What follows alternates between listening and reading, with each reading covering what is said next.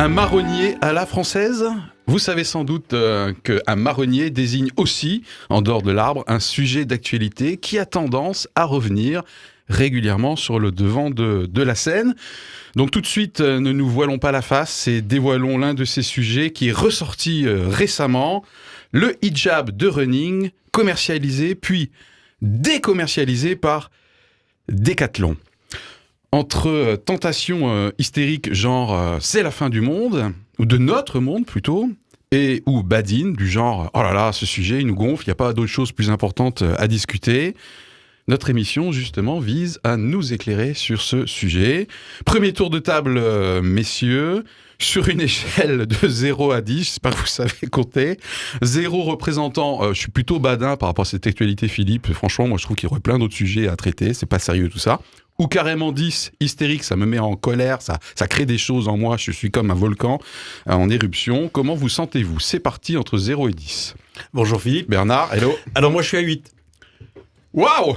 Voilà. Bernard, le fait qu'il ait pris tout de suite cash comme ça la parole indique déjà le ton. Moi je suis à 8. Je suis à fond là. Va falloir lui laisser du temps de parole, il a des choses à dire. À fond la forme. Forcément. Il fallait que je la fasse. Énorme. Alors, on a un 8 sur 10 ici. Ensuite, David. Je vais dire 0 parce que je n'ai pas envie de discuter de ce sujet-là, de la façon dont on me l'impose. Merci, au revoir. Alors, au revoir, je vais vous laisser et me recoucher. Il vient promener son chien. Il y a plein de choses certainement très intéressantes à dire, mais c'est difficile d'enlever toutes les couches de beaufitude qui sont autour de ces sujets-là pour rentrer dans le vif du sujet. Alors, on va passer déjà 40 minutes, je pense, à éviter, à décortiquer les choses, et ça me fatigue, j'ai envie de me recoucher. Je vais vous proposer qu'on prenne pas 40 minutes, mais effectivement, ça sera l'une première partie, puisque éclairage a aussi pour objectif, quelle que soit son opinion après derrière le sujet, de poser les choses calmement, les faits et les contextes. Donc on a un 8, on a un 0 pour les raisons que tu viens de préciser. Marc ? Eh bien, je serai à 5. Au milieu. La voix de la sagesse, Marc, toujours. Franchement, c'est pas un sujet fondamental, mais en même temps, il dénote un certain nombre d'attitudes de notre société et pose peut-être un certain nombre de questions, de positionnement entre droit des femmes, droit à exprimer sa foi religieuse à travers un vêtement, etc. Voilà, on pourra en discuter. Et rien que le ton que Marc a pris, je trouve, tout de suite ça m'apaise. Voilà, tout de suite, moi je sens déjà... La sagesse, voilà, Merci. C'est énorme. On va pas s'envoyer des marrons, même si c'est un marronnier. Bon, fais gaffe, ça sent la mise au placard, ça, des fois, quand on est trop sage, il faut faire attention. Bon, alors, du coup, on va traiter le sujet, on va essayer, en tout cas, en 3 parties. D'abord, effectivement... poser les faits et les contextes, ça va me faire du bien aussi à moi, ne serait-ce que par exemple pour distinguer les différents types de voiles. Mais commençons par des choses simples aussi, d'accord ? Ensuite, effectivement, ça pose un certain nombre de questions qu'on proposera de poser et de mettre sur la table. Et puis enfin, on pourra peut-être terminer. Et le voile, chez les chrétiens, en règle générale, d'un point de vue pluraliste, le voile dans la Bible, par exemple, est-ce que nous aussi, en tant que chrétiens, encore une fois au sens large, on a nos histoires de voile. Donc c'est tout de suite ce qu'on va voir ensemble. Éclairage, éclairage, éclairage. Sur une tendance de société, sur une actualité, un débat pluriel et surtout... de bonne foi.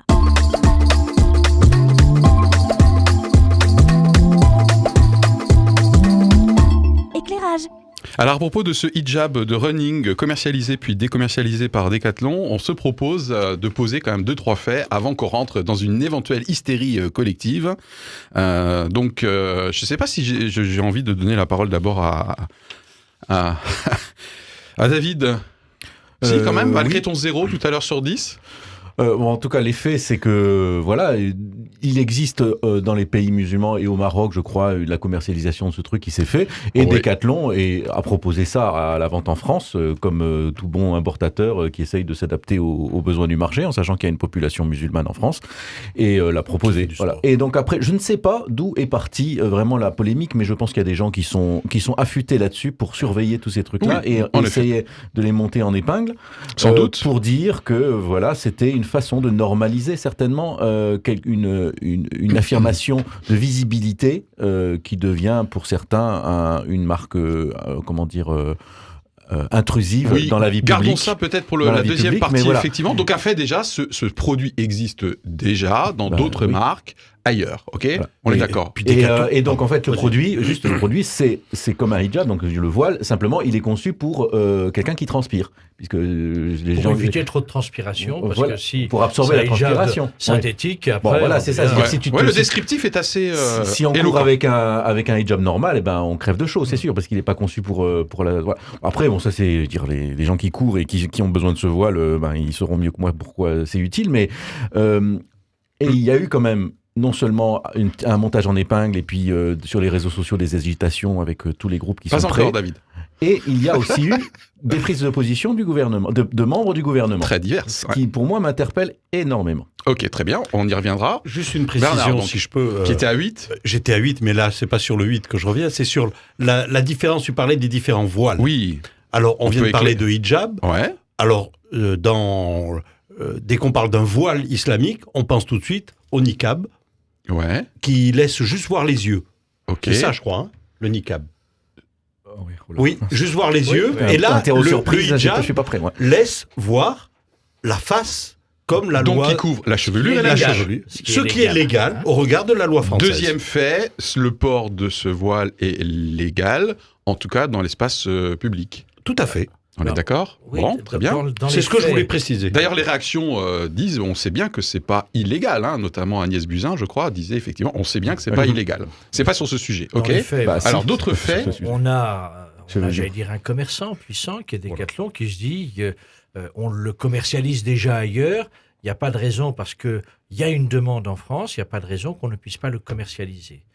Visiblement, d'un seul coup, en rendant public cette commercialisation, un tollé, à travers des mails, des tweets, etc. Enfin, l'ensemble, un certain nombre de personnes sur les réseaux sociaux lancent des diatribes très fortes vis-à-vis d'Eclaton, en disant à quoi il joue, que c'est inadmissible, etc.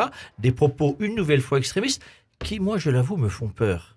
On vient de vivre une période quand même ô combien inquiétante et hallucinante en Alsace par rapport à l'atteinte à la foi juive en tant que telle, et à l'histoire et aux racines juives.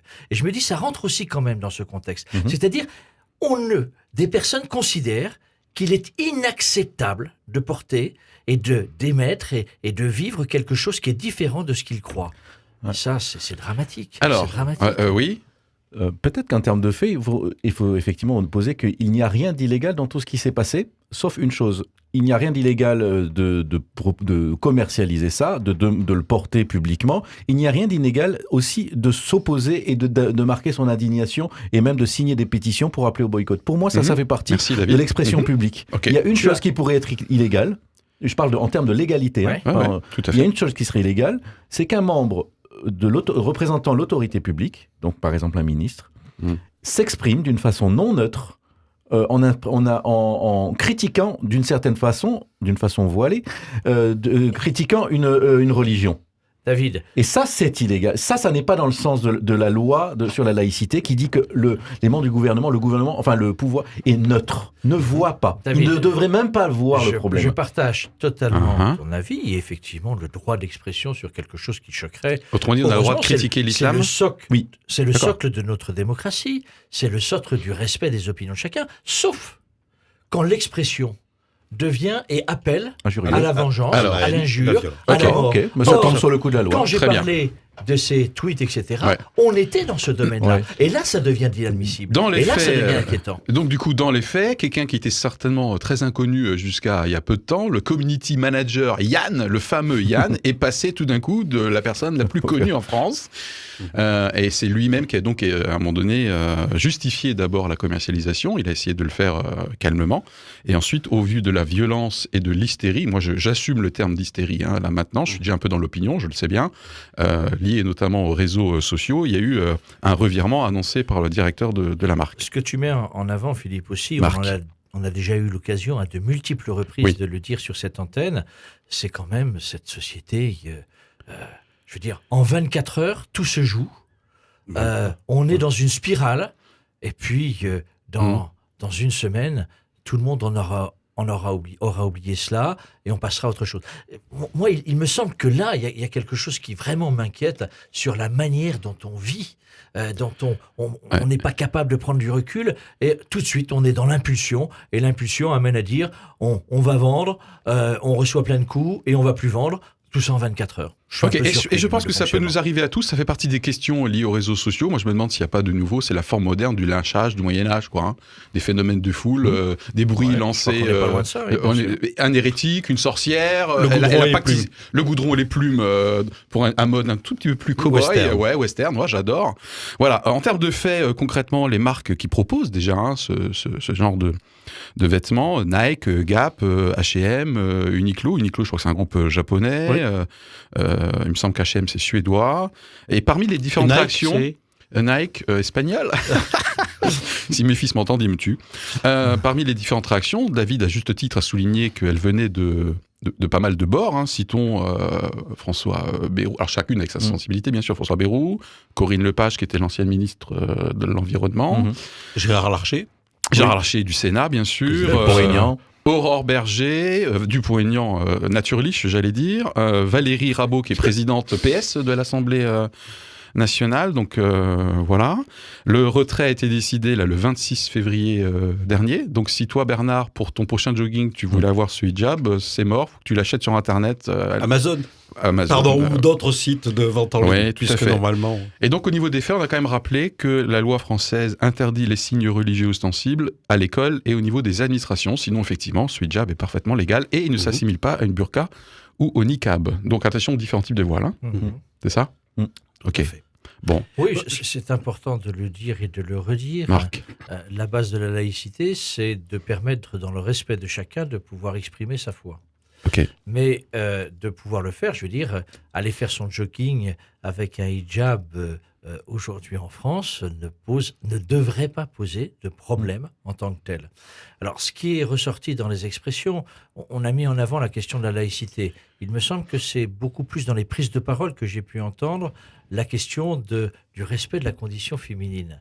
Alors, on y va, pour les questions que ça pose. Là-dessus me surprend encore tout le temps, c'est de dire, est-ce que on peut être aveugle sur le fait qu'un nombre, aujourd'hui semble-t-il, de plus en plus important de femmes musulmanes, revendiquent le droit de porter le voile pour signifier leur appartenance à une foi. C'est une réalité.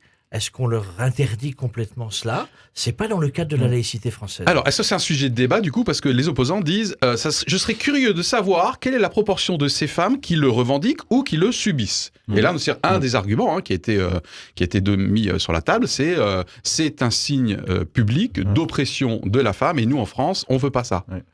C'est ça, David ? Alors moi, j'ai deux réflexions. Je voulais pas prendre... tu voulais dire quelque chose ? Vas-y.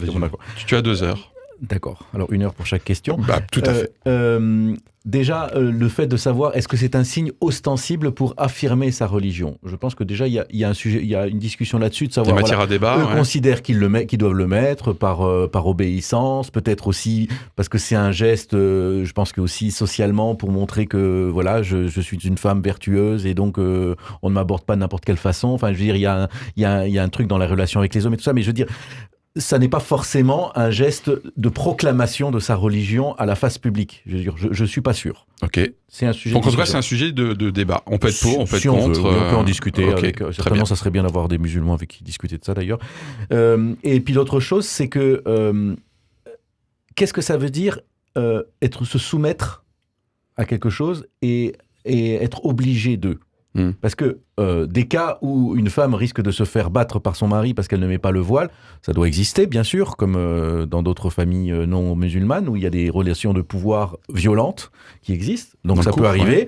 Ça peut arriver que dans des quartiers qui sont vraiment très communautarisés, des femmes puissent vraiment subir un harcèlement moral si elles ne mettent pas le voile, si elles ne passent pas au voile, d'accord ? Et ça, on va considérer que c'est inacceptable parce que le harcèlement est interdit. Le harcèlement moral est interdit. Okay. Mais, de toute façon, une femme qui choisit librement de le fait de toute façon sous la pression, sous l'influence de son groupe social. Et ça, c'est quelque chose dans lequel chacun de nous est mêlé. C'est inévitable. C'est-à-dire que, pour moi, je vois une femme, je vois des femmes, je vois des gens dans cette religion ou dans d'autres, qui essayent de se bricoler une vie juste. C'est-à-dire, ils le font en appelant aux valeurs ancestrales, les valeurs d'une religion qu'ils ont héritée ou auxquelles ils ont adhéré librement, puisqu'on peut changer de religion aussi en France, et qui essayent de trouver des bons compromis entre leur fidélité à leur tradition et leur envie de vivre pleinement leur vie citoyenne et d'exprimer une certaine liberté. Donc peut-être une femme qui court avec son hijab, elle essaye de faire cette complexe composition. Il y a de la modernité, Voilà, c'est pas la femme à la maison qui fait les cookies. Elle bricole avec ce qu'elle peut. Pour moi, c'est ça. Et on fait tous ça. Okay. Donc, elle fait ça. Bon. Il y a des influences. Et puis, en même temps, je pense qu'il y a aussi un besoin de sécurité, parce que je crois qu'il y a la sécurité du groupe. C'est-à-dire, on fait apparaître à partir d'un groupe, on n'est pas trop différent des autres, et ça, c'est protecteur. Et en même temps, ça nous étouffe un petit peu. Voilà, qui n'est pas soumis à cette question-là? Alors, bien sûr, on sait très bien que dans d'autres pays musulmans, la condition de la femme est vraiment très, très mauvaise. Et donc, on se demande si on encourage quelque chose en le permettant en France. D'accord. Exact. Ok. Tu comprends cette interrogation? Je comprends cette interrogation, mais quand même, au cœur de la chose, il faut quand même se dire que ce sont des personnes qui essaient de se bricoler une vie juste. Ok, très bien. Et c'est respectable. Bon, très bien. D'autres choses, Bernard? Moi, je voulais juste tout à l'heure revenir sur ma note rapide de tout à l'heure.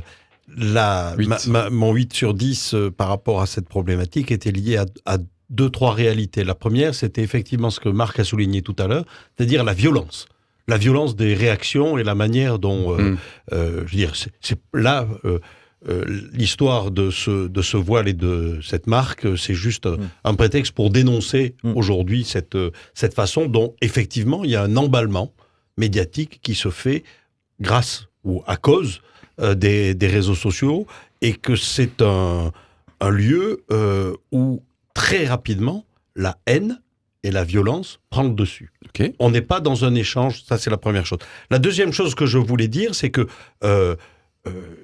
cette histoire de voile pour faire du sport, je veux dire, non pas elle est vieille comme le monde, mais il y a des Jeux Olympiques où il y a déjà eu des athlètes qui ont couru avec L'athlète américaine court avec un hijab. Hein. Oui, et puis en 2000, à Pékin, je crois que c'était, on a vu courir en 2008, voilà, merci Marc, on a vu des athlètes courir avec le... Et c'est vrai que c'était surprenant, parce que ça faisait partie d'une affirmation, d'une visualisation de quelque chose d'extraordinaire, ou d'inhabituel, on va dire comme ça, pour être plus correct, mais c'est quelque chose qui existe. Là où moi je suis... un peu énervé? Oui, ça me titille un petit peu. C'est ce qui s'est passé lors du dernier tournoi de Roland-Garros, je crois, où on a vu une tenniswoman, Serena Williams, laisser de côté la petite tenue avec la petite jupe et revêtir une combinaison qui avait la particularité de la masser aussi parce qu'elle sortait. Elle était après un accouchement, donc... Et là, il y a eu un tollé, là aussi, sur le corps de la femme, sur la façon dont on s'habillait en public pour faire du sport et tout ça. Je veux dire, là aussi, on est plus sur le registre, comme le disait David, de se bricoler une foi, mais on est dans l'affirmation de ce qu'on est. Mais là, c'était pas religieux pour Serena, par exemple. Mais pourtant, il y a aussi une espèce d'hystérie médiatique. Tout à fait. Donc, c'est pas réservé à l'islam, quoi. Au point que Roland-Garros est en train... Au point que Roland-Garros, aujourd'hui, est en train de mettre en place des règles vestimentaires. Alors, il y a des tournois en Angleterre, je crois que c'est à Wimbledon, où il faut être en blanc de la tête aux pieds. On va pas vérifier sous les habits. Forts, quand même. Mais voilà. C'est derrière ce que tu dis, Bernard, c'est derrière la question des normes. Des normes, Marc. Des normes. On a besoin certainement, pour une certaine recherche de sécurité, d'être normalisé. Et en même temps, la normalisation, ça veut dire quelle place pour des personnes qui ne veulent pas rentrer dans ces normes. Est-ce qu'une démocratie, est-ce qu'un pays libre ne peut pas permettre à ce qu'on puisse s'exprimer, bien sûr par sa vêture, mais aussi par d'autres formes d'expression, de dire, voilà, on ne rentre pas dans les normes. Pour moi, dans ce débat, il est compliqué. David le disait au début, c'est pour ça que parfois ça me gêne un petit peu de l'aborder, parce que je crois qu'on pourrait trop simplifier les choses. Mais quand même, ce qui me semble être révélateur, c'est une nouvelle fois de poser la question de l'islam en France. Et j'allais y venir. Vous me connaissez, la manière dont une communauté qui est en nombre de plus en plus importante, donc on ne peut pas faire fi comme si elle n'existait pas. Une communauté qui a des modes d'expression, mais aussi, il faut quand même le reconnaître, sinon c'est beaucoup trop simple, de dire qu'à l'intérieur même de cette communauté, ô combien les débats sont importants. Ô combien un certain nombre de musulmans disent on n'a pas envie de s'enfermer justement dans des normes qui veulent nous imposer un rapport entre croire et pouvoir, entre manière de pouvoir vivre notre foi et manière de pouvoir vivre en société, entre pouvoir religieux et pouvoir politique. Ces questions-là, elles sont fondamentales. Elles nous paraissent aujourd'hui peut-être un peu dépassées dans une société française, mais elles sont de fait l'expression certainement de là où en est l'islam aujourd'hui dans son histoire. Et moi, je pense que c'est une des raisons qu'il faut entendre derrière l'hystérie, même si je la partage évidemment absolument pas, c'est que pour moi, potentiellement pas le musulman, mais une partie d'interprétation de l'islam supprime la différence entre le temporel et le spirituel. Pour une démocratie comme la nôtre, c'est forcément un sentiment de menace. Moi, je me sens régulièrement menacé, ou en tout cas, pas rassuré sur une intégration républicaine d'une certaine pratique de l'islam par rapport à cette prééminence du spirituel, potentiellement manifestée par une charia, sur le temporel. Rupture qui a déjà eu lieu chez nous, entre guillemets, notamment pour l'Église catholique. Je ne suis pas rassuré, moi. Même temps, ce qui est très je comprends l'hystérie. En même temps, ce qui est très difficile, Marc, Philippe, c'est après Bernard, parce que je lui ai coupé, là. La chic. Notre regard, il est toujours, finalement, et c'est une vraie question dans le positionnement et la réflexion que l'on a à avoir, il est avant tout influencé par les extrêmes. Et là aussi, par les extrêmes d'une expression de l'islam, qui ne me paraît pas du tout être la réalité majoritaire au cœur de l'islam. Et je crois que quand on est dans une expérience de dialogue important, en Alsace il est très important, de dialogue entre chrétiens et musulmans par exemple, on se rend compte que les points de convergence, la capacité de s'écouter, la capacité de pouvoir... Entre notables ? Pas contre notables. Okay. Pas contre notables. Et loin de là. Alors, derrière, tu mets quoi en disant cela ? Tu mets ce qui fait la tasse de thé de chacun, les risques qui sont une réalité, d'une certaine forme de communautarisme dans des lieux bien spécifiques, et ô combien en Alsace et à Strasbourg c'est important, des lieux d'explosion sur les modes de vie, sur le logement, etc., qui sont des quartiers à dominante, aujourd'hui, d'un islam radical en tant que tel, mais qui inquiète beaucoup les représentants officiels. Ils sont doublés par la droite, quoi, en gros, potentiellement, eux-mêmes. C'est la grande difficulté comment on y fait qu'ils ont face partout dans le monde, je dirais. David. Ok, en tout cas, moi j'aimerais quand même qu'une partie de nos auditeurs, ceux qui nous écoutent, se sentent entendus dans leurs craintes, dans leurs peurs, parce qu'effectivement, peut-être certains ne sont pas rassurés sur cette rupture entre le temporel et le spirituel. Moi, j'aurais envie de dire que effectivement c'est un véritable combat, la laïcité, pas forcément la laïcité à la française, puisque vraiment on est quand même on pourrait discuter de nos amis américains qui ne comprennent pas. Je parle même pas de ce qu'il y a dans la loi française, parce que entre la loi française et les réactions qu'on voit, on voit déjà qu'il y a des différences, c'est-à-dire que tout à fait. Voilà, donc il y a une sorte de réaction comme ça, une culturelle française qu'on voit dans la population et même jusque chez nos gouvernants par rapport à ces questions-là. Donc, il y a un combat quand même qui se joue dans le sens que, effectivement, les religions aujourd'hui doivent accepter de rentrer dans un fonctionnement qui n'était pas forcément celui qu'elles ont connu quand elles se sont créées, ces religions. Voilà. C'est clair. Donc, le christianisme a connu toute son histoire, l'islam aussi d'une façon différente. Et bon, maintenant, voilà, ce qui se passe, c'est qu'on a une religion qui, finalement, a montré, vu le nombre de millions de personnes qu'il y a, qui le pratiquent quand même assez assidûment, on va dire, quand même, je sais pas combien il y a de musulmans pratiquants, mais il y a peut-être eu un regain récent, mais il y a quand même des centaines de milliers de personnes que je pense qui vont régulièrement à la prière et qui font les choses, qui respectent le ramadan et tout ça. Voilà, toutes ces personnes-là sont complètement intégrées dans la société. Il y a pas de problème, on voit pas des révoltes, on voit pas des choses. Ça fonctionne.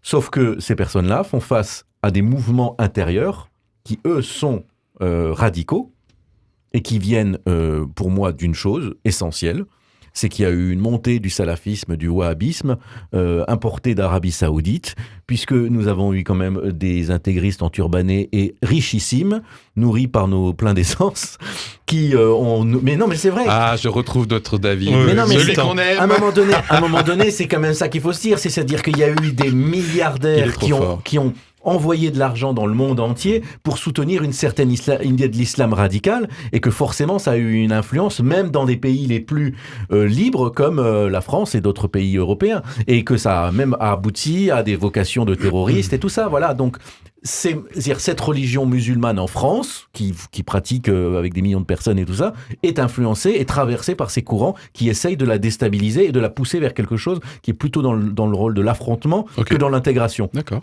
Donc nous, on peut voir ça et on peut s'en inquiéter. Moi, je ne vois pas pourquoi je ne serais pas inquiet de ça, puisqu'on voit que ça provoque même des attentats.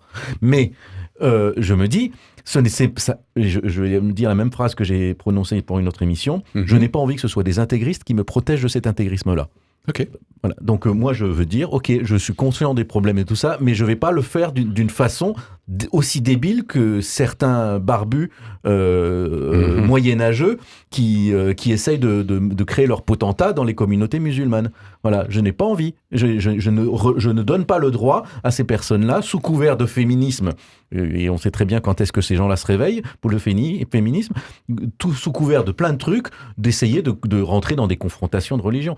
Après, maintenant, si on enlève tout ça, si on enlève les idiots de tous bords, on peut peut-être discuter effectivement de ce que c'est que notre recherche d'identité, et de quelle façon est-ce que notre recherche d'identité est bousculée par le regain de valeur ou l'affirmation d'identité d'une autre personne. De quelle façon ça me touche ? Est-ce que ça révèle mes manques ? Est-ce que ça révèle mon peu d'assiduité à l'église, le fait de voir que tout d'un coup il y a un regain d'activité religieuse et de pratique religieuse, c'est dans une autre religion ? Ouais. À noter que nous sommes dans un contexte où la loi de 1905 est susceptible d'être discutée ou rediscutée, et que du coup les débats qui peuvent là maintenant toucher plutôt la religion musulmane peuvent concerner aussi nous autres avec nos autres religions, hein, clairement. Hein. Non ? Ouais, je sais pas. Bon, c'est pas le sujet de l'émission. Je sais pas s'il y a eu des propositions à ce sujet, ça serait intéressant de voir. Je crois qu'il y a un socle lié à la loi de 1905 qui, bien sûr, constitue toujours un débat. Le pouvoir qui veut faire évoluer ce socle-là, à mon avis, a excessivement être prudent. Parce que je pense qu'il y a des habitudes qui ont été prises. Finalement, c'est pas plus mal qu'une loi de 1905 reste une loi d'une certaine manière en débat, ou qui pose la manière dont on l'applique. C'est-à-dire, qu'est-ce que veut dire la laïcité ? Est-ce qu'on est dans une laïcité que certains voudraient restrictive, c'est-à-dire que dans notre société, il ne peut plus y avoir d'expression publique de la foi. Ce serait, à mon avis, dramatique, mais c'est une tentation. Tout à fait. Confinement certains, dans la vie privée. Est-ce que c'est au contraire ce qu'est le socle de la loi 1905 ? Actuel. C'est dans le respect, sans bien sûr aucun désir de prosélytisme ou de conversion de l'autre, de pouvoir exprimer ce à quoi on croit. Ok, avant qu'on fasse une pause et qu'on aborde le dernier sujet, Bernard, David, Bernard, David. Oui, juste là, oui, effectivement, mais même le prosélytisme est quelque chose d'autorisé. Après, effectivement, on peut considérer que le prosélytisme religieux ou l'affirmation religieuse est un facteur de dissension, de tension, de trouble à l'ordre public, et que donc, mais alors, je veux dire...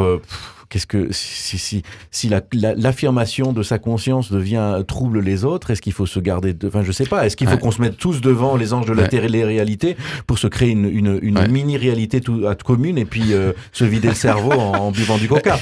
Oh non David, écoute, mince, respecte au moins le Coca-Cola. Juste avant qu'on aborde et le voile chez nous. Alors chez nous, pourquoi je dis chez nous? Parce que globalement on est quand même ici dans une radio chrétienne pluraliste, ok, et c'est le cas également de l'émission ici. Vous pensez quoi des réactions américaines ou enfin anglo-saxonnes qui trouvent a priori un peu, alors, vous les Français, vous êtes champions du monde pour faire des cirques. Il y a une expression qui le dit très bien. Notre Révolution française a tout fait pour que Dieu ne soit plus dans les mécanismes de la vie politique. Ça, c'est super bien dit, ça. Et j'adore.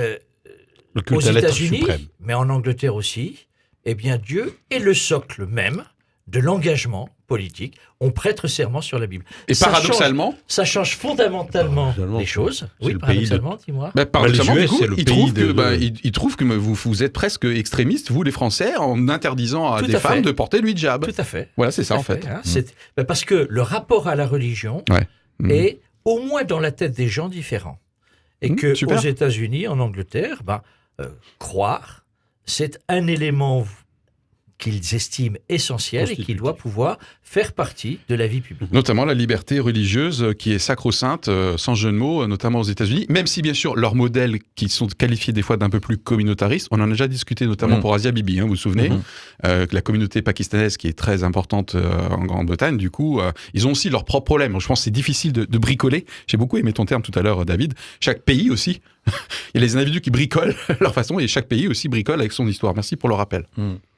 Après, David, avant qu'on fasse une petite pause. Moi, je suis toujours titillé par l'idée que des personnes soient refermées un petit peu dans un cercle communautaire, c'est-à-dire avec des gens qui se ressemblent. On se reparle la langue qu'on connaît. Et puis, voilà, c'est l'intégration. J'aime pas non plus le terme d'intégration parce que je trouve que dire l'intégration, si c'est se déraciner de ses racines, ça me plaît moyen, même si ça serait une façon très pratique de rentrer dans un nouveau modèle.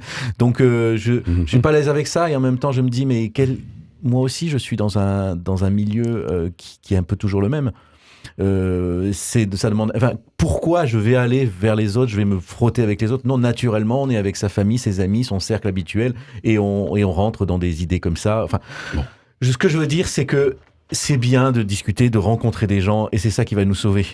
Et si on ne dit pas à des gens, on n'a rien à faire avec vous, on ne vous comprend pas, on n'a pas envie de vous comprendre, on est aussi responsable que eux de leur communautarisation. Mais la condition, il faut aussi que l'interlocuteur veuille ce partage aussi. On est d'accord, c'est la base. Quand même. Moi, j'habite dans une rue où il y a énormément d'étrangers, beaucoup de Sénégalais dans la rue, et pas mal. Il y a une mosquée en bas de chez moi, donc je rencontre beaucoup de musulmans et tout ça. Alors, ils sont entre eux, ok, mais j'ai pas l'impression qu'ils veulent être entre eux. C'est simplement qu'ils se rencontrent et tout ça. Quand ils me voient, moi, je discute avec certaines personnes. Bernard, tu semblais avoir une inspiration de dernière minute. Oui, juste une inspiration de dernière minute et très brève.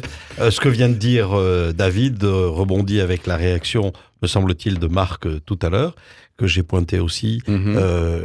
L'importance des réseaux sociaux, ou avec les algorithmes aujourd'hui mis en place par de grands réseaux comme Facebook et autres, je ne suis plus en contact qu'avec des gens qui me ressemblent. Ou je peux. Ah ouais. Je n'aurai des réactions que des gens qui vont dans le même sens que moi. Ça, ouais. Et on referme, on replie. Intéressant. Le communautarisme numérique. Mais ça existe. Peut-être quelque chose à reprendre. C'est un vrai développement. Et tu vois que quand tu essayes de te préserver une fenêtre ouverte vers des trucs, vers des avis, un truc, mais dire c'est un tel, ça fait mal de lire des choses avec lesquelles on n'est pas d'accord. C'est une épreuve de se confronter à ça. Ouais, je suis tout à fait d'accord. Et moi, des fois, je n'ai plus le courage de lire des trucs qui me désolent sans arrêt. Tu vas sur un groupe qui n'est pas ton avis pour t'informer. Mais alors, t'as juste envie il me vient une vision coucher, peut-être un peu plus légère pour introduire notre dernière partie. C'est celle peut-être d'une sœur catholique qui met son voile pour faire son jogging. C'est là-dessus qu'on se quitte pour un court instant. Éclairage, éclairage, éclairage. Sur une tendance de société, sur une actualité, un débat pluriel et surtout, de bonne foi.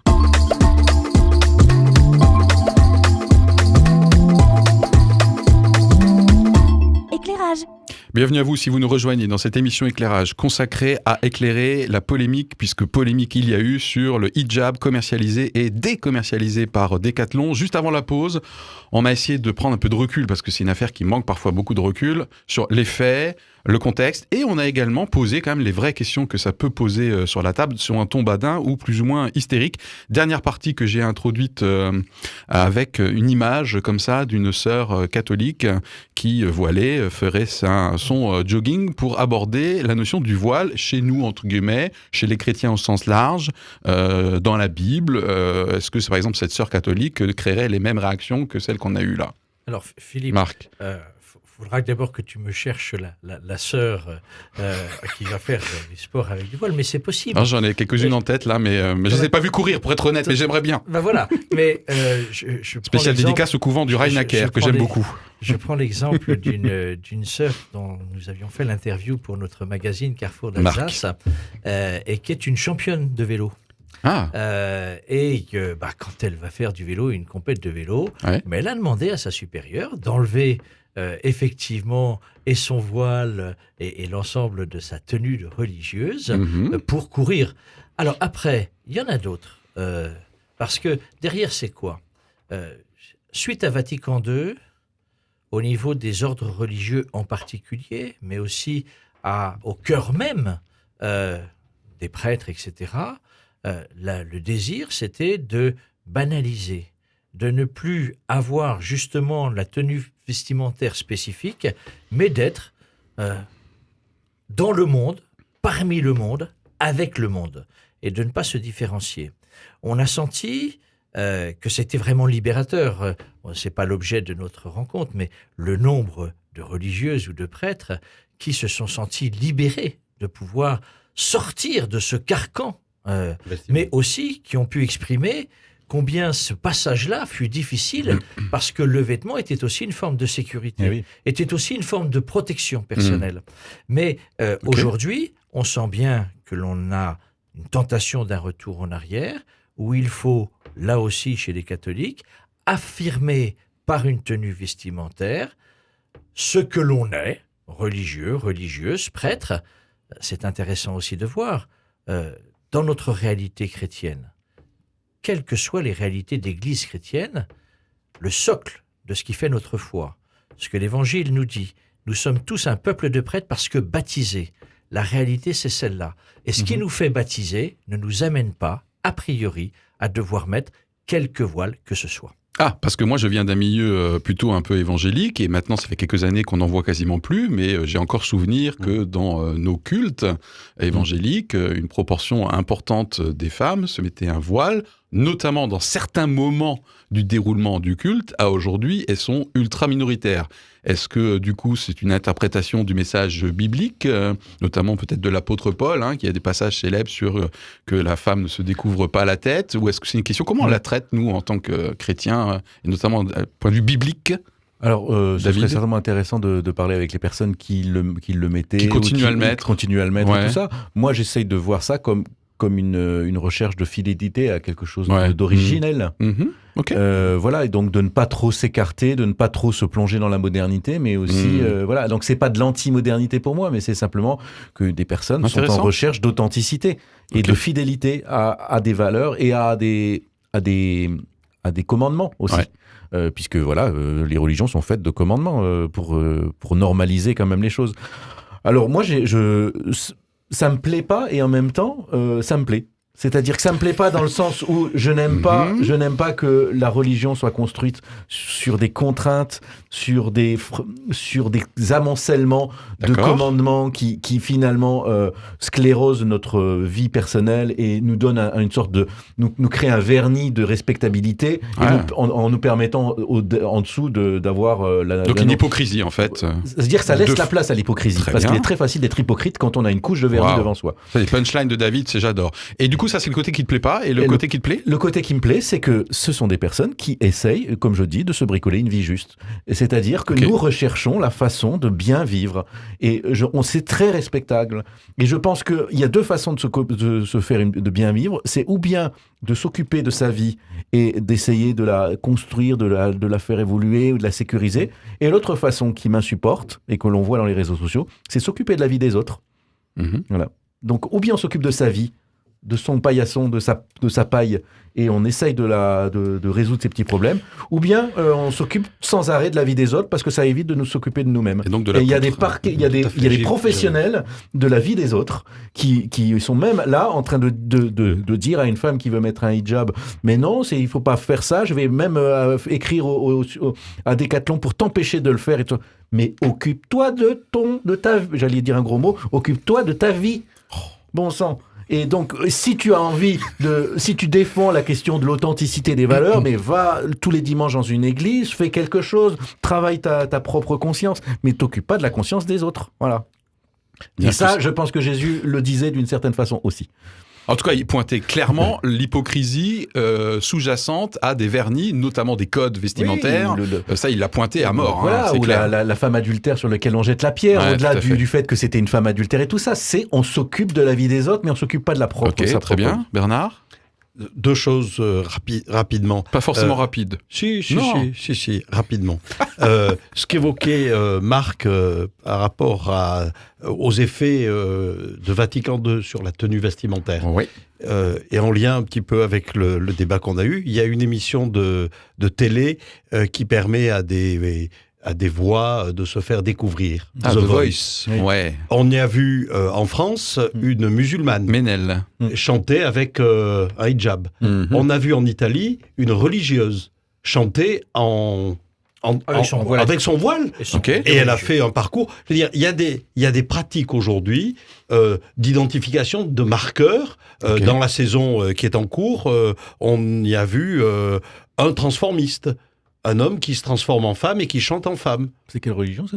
C'est pas une religion. Je fais exprès de décaler la chose. Ça t'intéresse, David? Non, non. Les transformistes. Hors micro, on en parle si vous voulez. Non, non.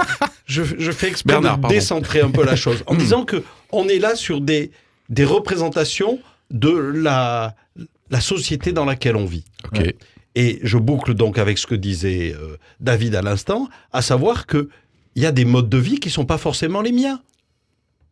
Mais je vis à côté de gens qui vont à la mosquée, des gens qui vont à la synagogue, des gens qui vont au temple vietnamien bouddhiste, des gens. Je vis dans une société qui est devenue plurielle. Comment est-ce que moi, j'assume cette pluralité autour de moi? Ok. David, et puis ensuite peut-être Marc. Et en fait, il faut qu'on termine en Oui, gros, hein, presque. Hein. Je voulais juste revenir parce que c'était quelque chose qui m'avait intéressé dans l'étude de la loi de 1905, sur le fait que pendant les discussions, les débats qu'il y avait eu à cette époque, se posait la question de savoir si on interdisait effectivement le port d'une soutane, par exemple, dans la rue. Il y avait eu beaucoup de débats et il y avait donc des républicains à cette époque-là qui réclamaient que ce soit interdit. Finalement, ça n'a pas été interdit. Et finalement, il y a eu des débats, je ne sais plus je ne sais plus la personne célèbre qui discutait de ça, maintenant j'ai plus son nom en tête, et qui disait en fait, l'esprit de la laïcité, c'est que l'État ne voit plus les religions. Mhm. Ça ne les voit plus. Donc, il n'y a pas besoin d'interdire une soutane. Qu'il soit en soutane ou pas, de toute façon, on ne va pas lui laisser sa première place quand il fait la queue dans la poste et tout ça. Sauf si c'est une personne âgée, peut-être. Mais Ok. sa soutane, on ne la voit pas. Il peut nous la mettre sous le nez, ça sera un vêtement comme un autre. Si quelqu'un se met un poireau sur la tête, ça aura autant de valeur. Voilà, c'est ça l'idée. C'est que l'État, en tout cas, ne voit plus ça. Okay. Elle est neutre. Donc, elle s'en préoccupe. Non, la société civile fait ce qu'elle veut avec. Si maintenant je veux discuter sur la soutane et c'est la religion, s'il me parle de sa religion, je peux peut-être en profiter pour parler de sa religion et la critiquer si je veux, ou ne rien dire. Voilà, j'essaye d'être un bon citoyen au milieu des autres, quoi. Enfin, très bien. Sans être trop lourd. On est vraiment sur la fin, là. Je reprendrai David. Ce que disait David tout à l'heure sur comment j'habite, l'expression de ma foi. Est-ce que j'ai besoin d'un signe? Moi, j'ai une croix et je ne renie pas, suivant la tenue, qu'on voit cette croix-là, parce que c'est quelque chose qui témoigne de ma foi. Et je serais d'une certaine manière malheureux si on m'interdisait de ne plus pouvoir la mettre. Pour autant, je mesure bien que pour l'autre, ça peut être mal interprété, ou c'est de se dire bon, mais tu veux absolument dire ta foi, mais est-ce que c'est vraiment respectueux de l'opinion de l'autre? Dans les débats qu'il peut y avoir sur la tenue vestimentaire des religieuses ou des prêtres, c'est quelque chose qui revient très fort. Est-ce que j'ai besoin d'affirmer à travers une tenue vestimentaire ce que je suis dans mon rapport à l'autre, ou est-ce que c'est finalement mon mode de fonctionnement, mon action, ma relation que j'établis au quotidien qui va révéler ce que je suis? Voilà, c'est une question de fond qui est en rapport avec ce que disait, mais laissons la liberté à chacun dès lors que ça ne crée pas de violence ou d'offense vis-à-vis des autres. C'est-à-dire que pour moi, par exemple, à Strasbourg, je traverse souvent, je trouve que c'est important que mes frères juifs puissent porter la kippa dans la rue. Mais je sais aussi que c'est un acte parfois qui peut être un acte de bravoure, voire de courage, par rapport à des extrémismes qui s'affirment aujourd'hui. Pour terminer peut-être sur un ton très léger, continuerions-nous à aller chez Decathlon?